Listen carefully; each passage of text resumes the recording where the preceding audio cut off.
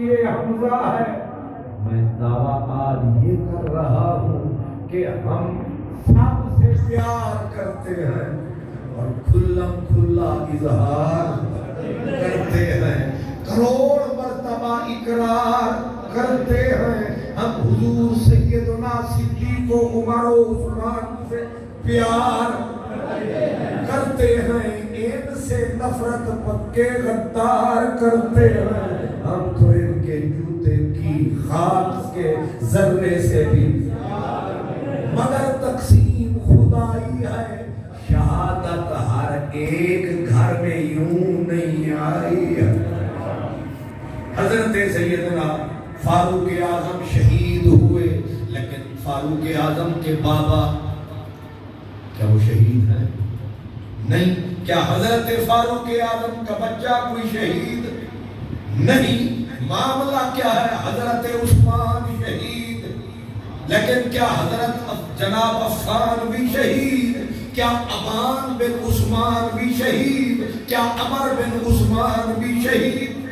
صدیق اکبر بھی شہادت سری پائی، پر یہ شہادت حضرت محمد اس کے عبد الرحمن کے حصے میں یوں آئی نہیں آئی. لیکن یہ کیسا گھرانہ ہے، آپ شہید باپ شہید، آپ شہید امام حسین، آپ شہید باپ شہید، بھائی شہید، نانا سری شہید، اور پھر چچا جعفر طیار شہید، پھر بھائی شہید، پھر بچے شہید، بھتیجے شہید، بھانجے شہید. یہ کیسا بندہ رب نے بنایا ہے؟ لگتا یہ ہے رب نے ساری عظمت کا سلسلہ اٹھایا، اسی کے کاندھے پہ ٹکایا. یہ جو قرآن میں آیت آئی ہے وَلَا تَقُولُوا لِمَنْ يُقْتَلُ فِي سَبِيلِ اللَّهِ أَمْوَاتٌ وَلَا تَحْسَبَنَّ الَّذِينَ قُتِلُوا. یہ دو آیتیں اتنا بڑا ٹائٹل ہے کہ اس سے بڑا ٹائٹل مل نہیں پائے گا، کیونکہ یہ جو لفظ میت کا لفظ ہے، میت کا لفظ رسول پہ بھی آتا ہے، نبیوں پہ. بھئی نبی دنیا سے چلے جائے تو ان کو بھی کہتے ہیں انکا میتن. نبوت پہ بھی لفظ میت آتا ہے، رسالت پہ بھی ایک لمحے کے لیے آ جائے آتا ہے، ولیوں پہ، عبدال پہ، اوتاد پہ، سب پہ آتا ہے. لیکن شہیدوں کا الگ کھاتا ہے. ان کو میت کہنا حرام ہے، عدل اطلاق حرام ہے. یہ خدا کا کلام ہے کہ لا تقولوا لمن يقتل في سبيل الله اموات. انہیں نہ مردہ بولو نہ سوچو، یعنی لوگ کے زبان پہ بھی پہرا ہے، سوچ فکر پہ بھی پہرا ہے. اور اگلی بات یہ ہے جب بھی کوئی دنیا سے جاتا ہے اسرائیل ہی کرم فرماتا ہے، گنجے موڑ پہ بھی وہی آتا ہے.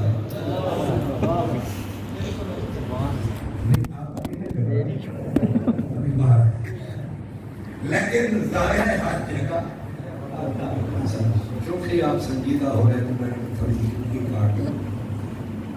یہ ہر بندے کے لیے ڈیوٹی قُلْ يَتَوَفَّاكُمْ مَلَكُ الْمَوْتِ.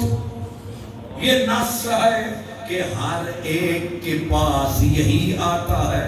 لیکن شہید جب گردن کٹاتا ہے اسرائیل میرے آتا ہے، اس نے مطلق بیچ میں آ جاتا ہے. کہا یہ کیسی وفا ہے کہ گردن میرے لیے کٹائے، جان نکالنے تو آ جائے. لا یسلط علیہم ملک الموت. پیچھے ہٹ، مولا پھر مرے گا کیسے؟ فرمایا بس ایک جھلک دکھائیں گے، حضرت دوڑتے ہوئے آئیں گے. اس کو کہتے ہیں جذبہ عشق سلامت ہے تو عدم کچے دھاگے سے کھچی آئے گی سرکار میری. کبھی 2 دن کے نوٹس پہ بلکہ 1 دن کے نوٹس پہ مغرب کے بعد بھی جلسے ہوئے. یہی کشش کا چکر ہے. سواری جا کہاں رہی ہے, رک کہاں گئی ہے. بیچ میں ایسا شیخ صاحب نے پڑھ بسم اللہ سوا لگایا. شکر ہے صرف انہوں نے سمجھ آیا. آپ کو بھی لا بٹھایا, مجھے بھی پکڑ جکڑ کے بٹھایا. وہ چیز کسی کی تھی, یہ اس کو کشش کہتے ہیں. یہ ایسی کشش ہے اور کمال کشش ہے کہ قدر ہوا کہ میرے شہید کو ہاتھ نہ لگا. مولا روح کون نکالے گا؟ فرمایا فاللہ, خود اللہ یقبض ارواحہم, ان کی روح خود رب نکالے گا. اتنے معتبر ہیں, اتنا پروٹوکول ہے, اتنا فرمایا وفا یہی ہے جو ہمارے نام پہ جد جان لگائے, ہمارے بازار میں بک جائے, پھر غیر کیوں میرے.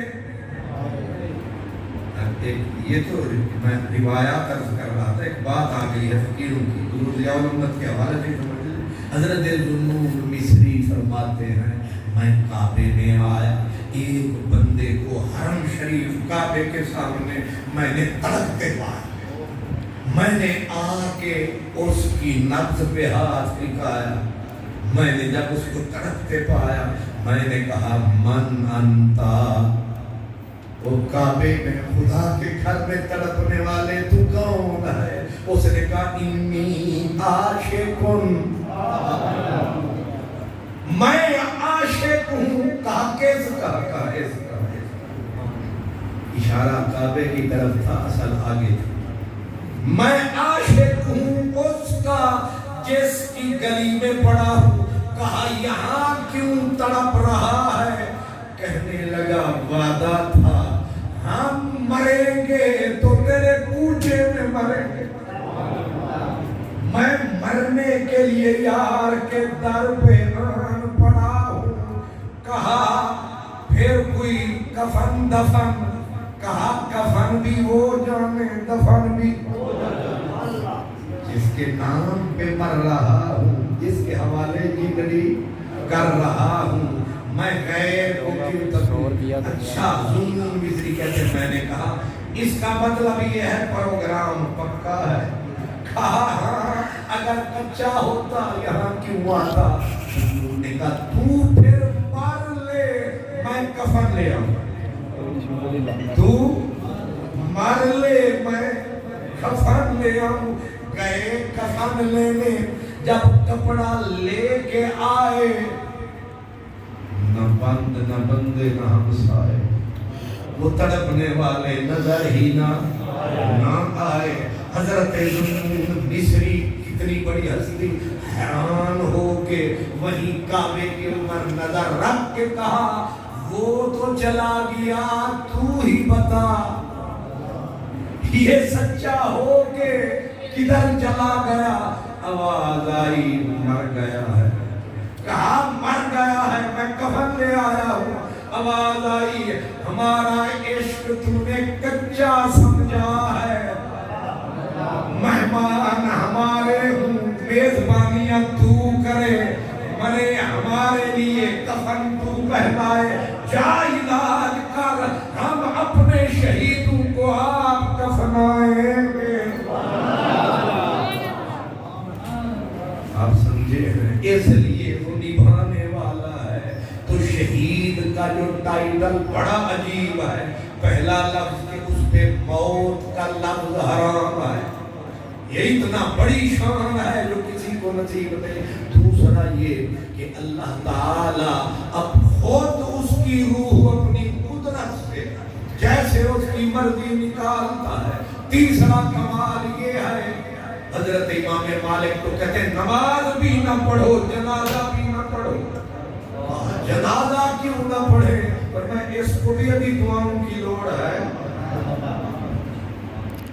آگے یہ کہا کہ اس کو نہلائے، یہ تو متفق علیہ مسئلہ ہے، فرمایا لا یغسلون، اس کو غسل نہ دو، جی لت پت ہو گیا خون میں، خون پلید ہوتا ہے، فرمایا وہ اور خون ہے جو پلید ہے، اسے ہو گئی یار کی دید ہے، اس لیے یہ خون حلال ہے، پاک ہے، اور کتنا پاک ہے، فرما انہا تاتی یوم القیامہ قریح المسک، فرمایا اسی خون کے ساتھ رب اسے بلائے گا، ایک قطرہ یہاں نہ رہ جائے گا، اسی حال میں یہ آئے گا، پر رب اس کے خون کو مشک عنبر سے بھی زیادہ مہکائے گا، جدھر سے یہ کٹا پھٹا جائے گا لگ پھٹا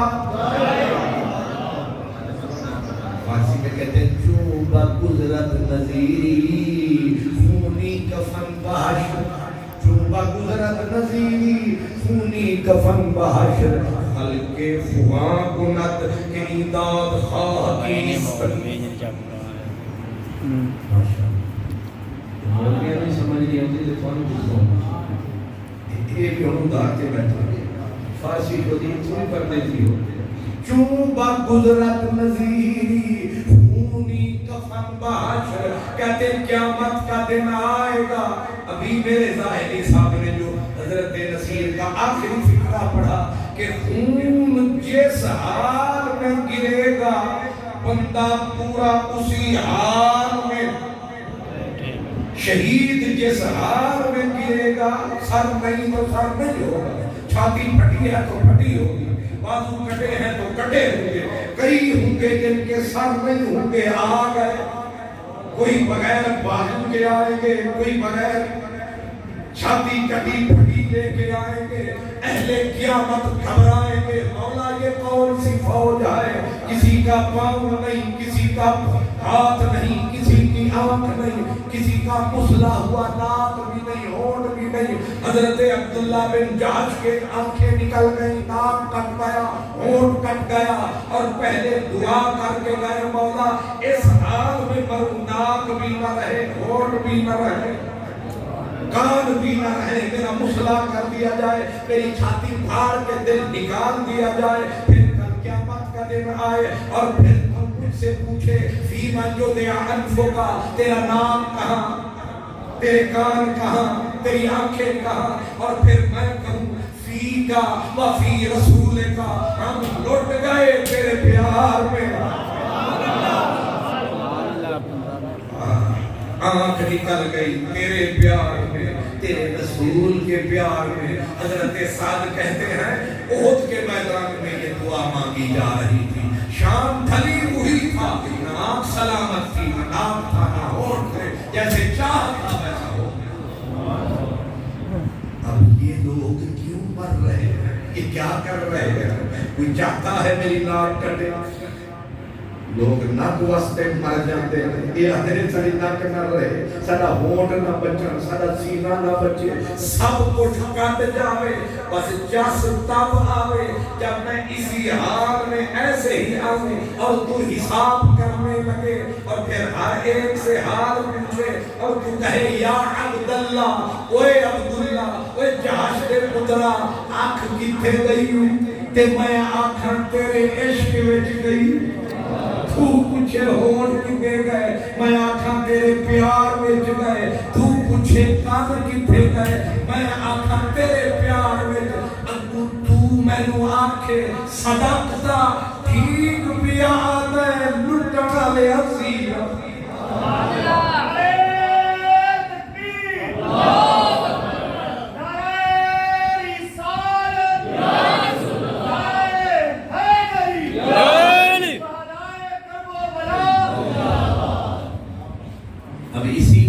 کو حدیث کو سامنے رکھیں کہ ہر شہید جس حالت میں زمین پہ گرے گا قیامت کے دن اسی حالت میں آئے گا۔ عجب نظارہ ہوگا جب حضرت انس بن نضر آئیں گے، انس بن نضر میرے نبی کے غلام تھے، جنگ احد میں گرے تھے اور ان کی لاش کو کاٹ کاٹ کر کافروں نے پردہ کر ڈالا۔ جب ان کی لاش پہچانی نہ گئی تو بہن لائی گئی کہ ڈھونڈ تیرا ویر کہاں ہے، تو بہن کو اور تو کچھ نہ ملا، انگلی کا یہ پورا ملا جس سے بہن نے پہچانا کہ یہ میرا ویر ہے۔ کٹنے والے یوں بھی کٹے، ایک انگلی جو بچی ہے اس سے پہچانے گئے۔ حدیث میں آتا ہے کہ ہر کوئی اسی حال میں آئے گا جس حال میں جائے گا، پر کوئی کلا ہوگا، کسی کے ساتھ دو ہوں گے، لیکن ایک ایسا بھی خاندان آئے گا۔ آپ شہید، باپ شہید، بھائی شہید، بچے شہید، شہیدوں کی قیامت کے دن ایک برات ہوگی، ایک پوری برات ہوگی جس میں 6 مہینے کا بھی دولہا ہوگا، 18 سال کا بھی دولہا ہوگا، اور اس برات میں سب سے آگے جو دولوں کا بھی دولہا شہنشاہ ہوگا وہ حسین ہوگا۔ اور جانتے ہو ان کا ایک وکیل ہوگا جس نے اعلان کر رکھا ہے کہ ان کے خون کے قطرے میں نے جمع کر رکھے ہیں، کسی کا کوئی وکیل، کسی کا کوئی وکیل، ان کا خود پاک محمد آپ وکیل بنے گا۔ میں رب کے سامنے فریاد کروں گا، حساب کر میرے بچوں کا، لے دے حساب میرے بچوں کا۔ باقی جتنے شہید ہوں گے ان کے خون کے ایک ایک قطرے کی قیمت لگے گی۔ میں نے کیا کہا؟ شہید کے خون کے قطرے کی قیمت لگے گی۔ اللہ فرمائے گا تیرے ایک ایک قطرے کی قیمت لانی ہے، پر پہلے تولنا ہے۔ مولا تول، اور جو شہید ہوگا عام اس کے قطرے کی قیمت یہ ہے، قطرہ تو دم میں ہی اسقل من جبل احد، وہ 7 میل پہ پھیلا ہوا پہاڑ احد، ایک قطرہ شہید کا ایک ترازو کے پلڑے میں پورا احد ایک پلڑے میں، تے وہ قطرے جڑا تھلے تھلے تے احد نو سمجھ نہ رلے، پہاڑ نو سمجھ نہ رلے، ایک قطرہ کیے اتنا اے دے وچ جانے، ہیٹ سارا جانے، اے آخر کے دی جانے۔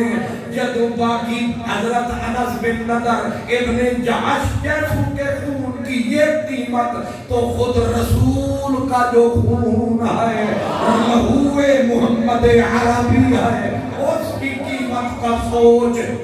صرف احد نہیں، رب پوری کائنات اٹھائے، ایک پلڑوں میں ٹکائے، حسین کے خون کا ایک قطرہ، بلے بلے بلے،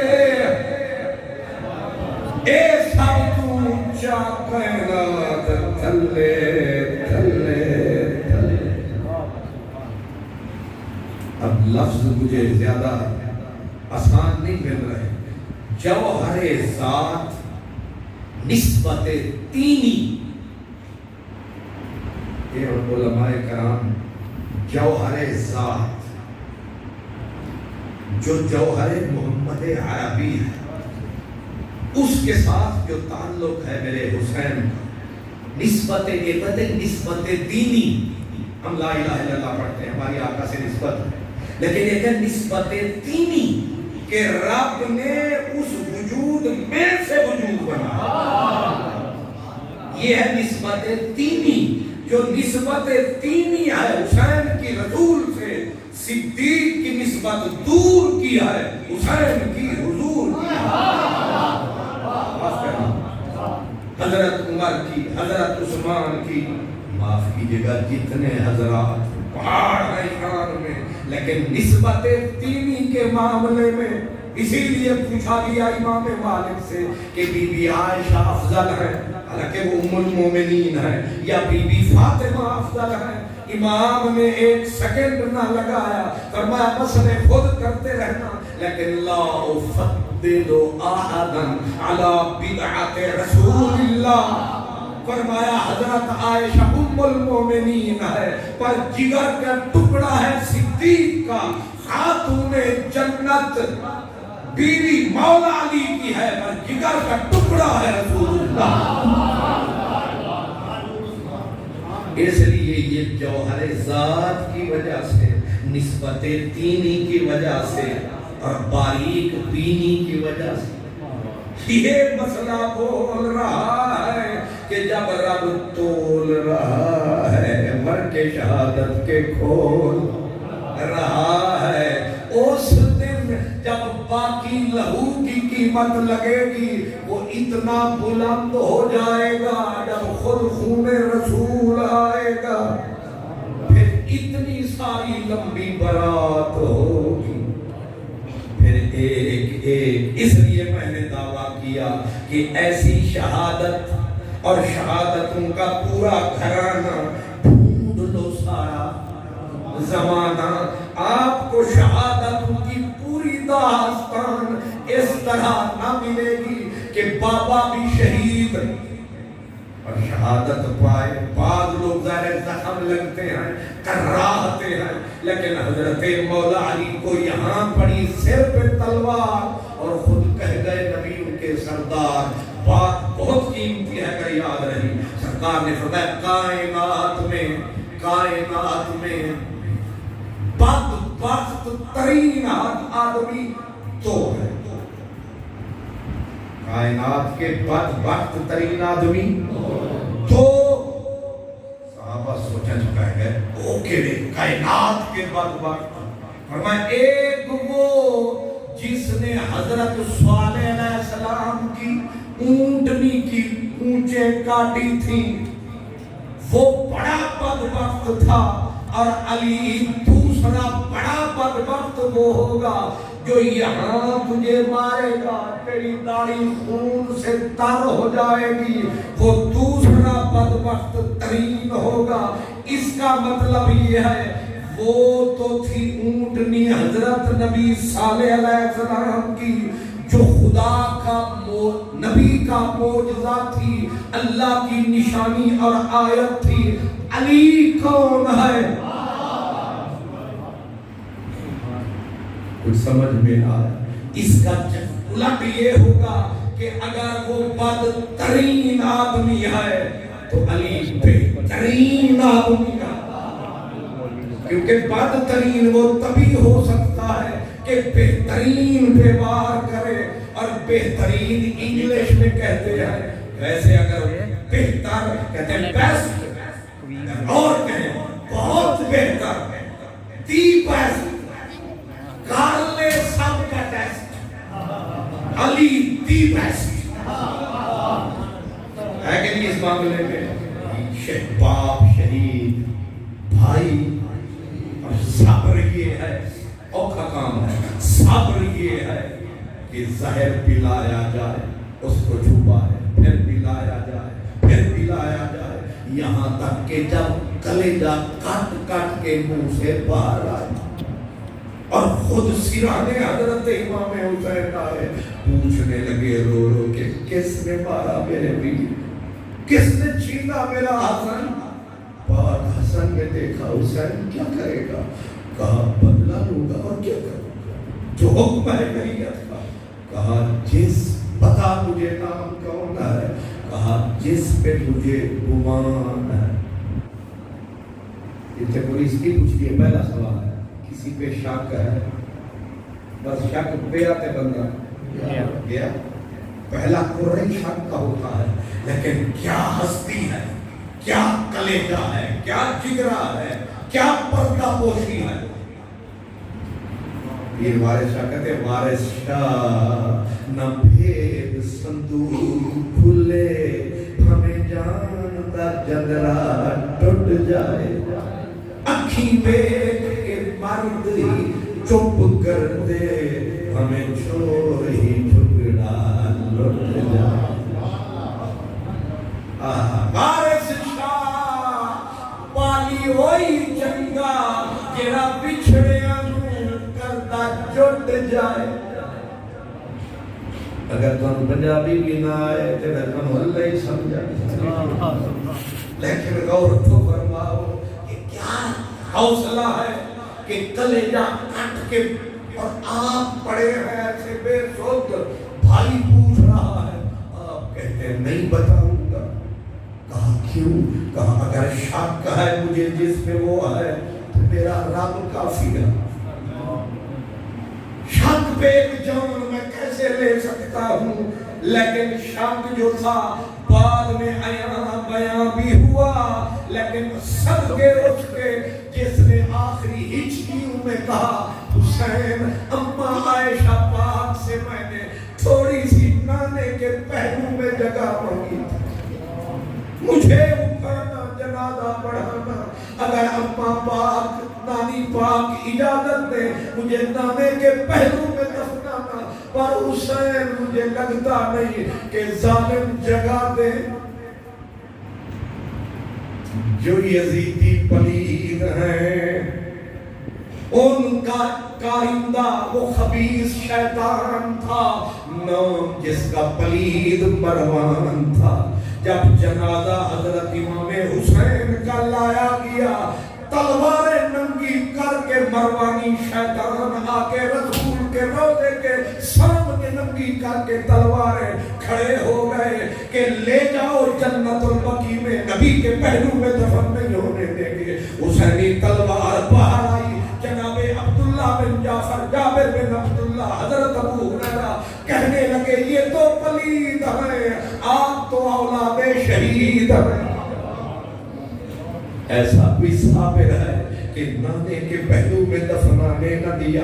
کوئی ایک دکھ ہے, ایک زخم ہو تو سینے اپنا گریب یا رب. ظالم نے پھاڑ ڈالا ہے تار تار کر کے. بھائی والدہ کے پہلو میں اپنی باری آئی.